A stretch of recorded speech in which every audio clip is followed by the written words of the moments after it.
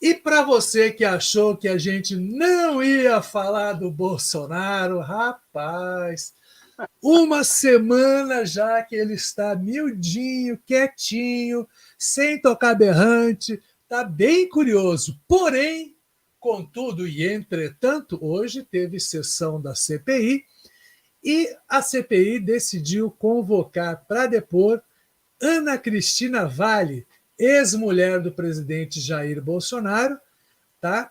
Ela foi convocada porque vai ser convocada porque, segundo a CPI, descobriram que ela tem um relacionamento com o suposto lobista da Precisa Medicamentos, um tal de Marconi Faria, que falou hoje lá. Né? Ele mandaria e-mails para ela pedindo cargos, mandando currículos, etc. E tal. E, aliás, né, vamos falar, né? Vamos falar. Às vezes, mulheres do Bolsonaro elas participam ativamente, né? Seja recebendo cheques do Queiroz, seja comprando apartamentos e apartamentos para tudo quanto é lado.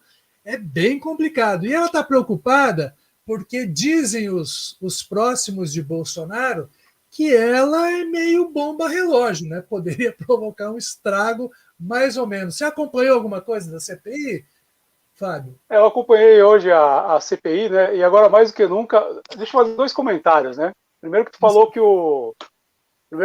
o Bolsonaro está quieto há uma semana, né? O Brasil ganhou um novo poeta. Como é que dizia o Romário?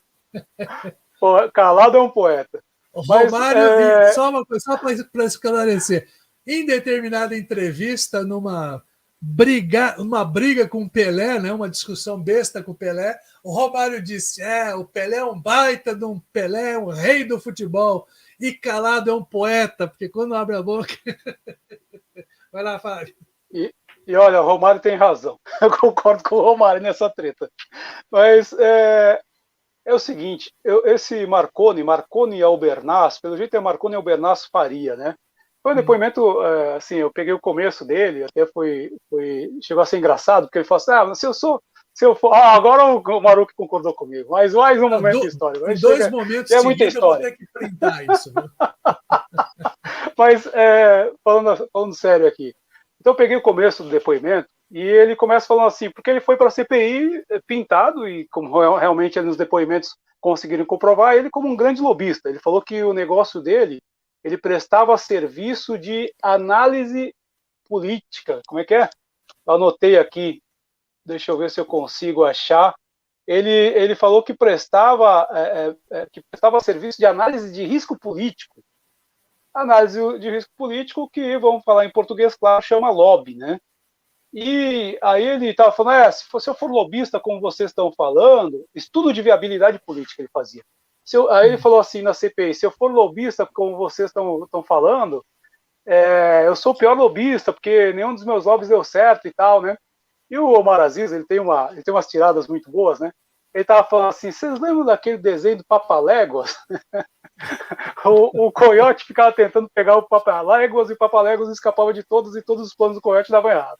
Ele falou assim, então quer dizer que o senhor é o Coyote e o Estado brasileiro é o Papaléguas?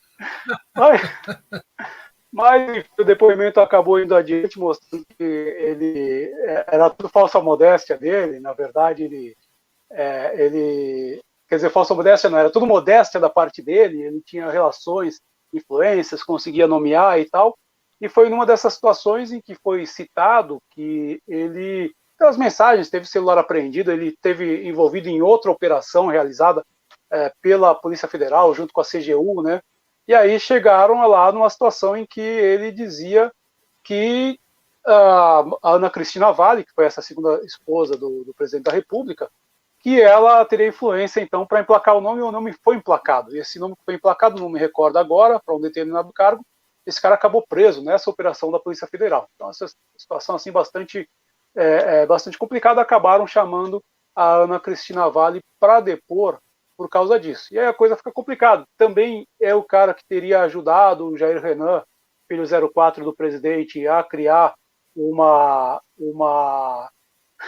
eu estou lendo as letrinhas aqui do Ricardo Rezende, a criar a empresa lá, aquela empresa de games, enfim, tem toda aquela história da mansão, porque eles disseram que alugaram, o ex-funcionário da Ana Cristina disse que não alugaram, que compraram, é o tal da família Bolsonaro comprar pensão, ou comprar mansão, quer dizer, e com isso eles acabaram chamando ela, e aí a coisa pega fogo, né? Estão prometendo ainda para setembro esse relatório, e é o bicho pegando na CPI.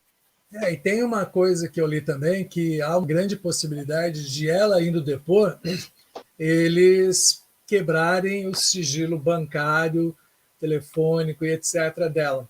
Se isso acontecer, muita gente vai tremer na base, vai ser bem complicado. Hein? Vai ser bem complicado.